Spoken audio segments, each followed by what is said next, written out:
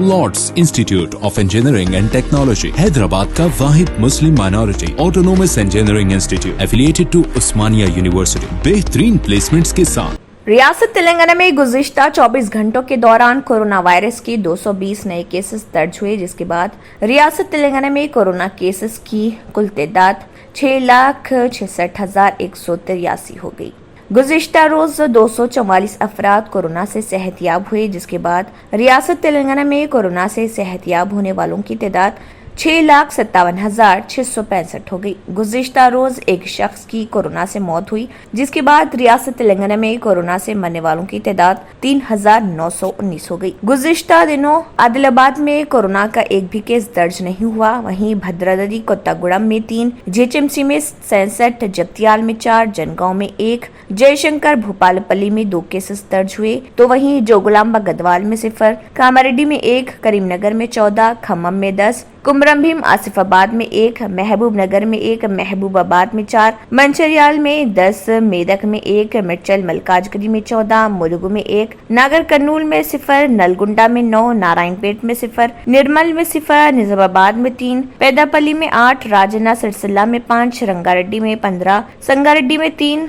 सिद्दीपेट में 5, सूर्यापेट में 8, विकाराबाद में 1, वनपर्ती में 3, वरंगल रूरल में 4, वरंगल अर्बन में 18 और यदाद्री भोंगिर में 4 कोरोना के नए केसेस दर्ज हुए।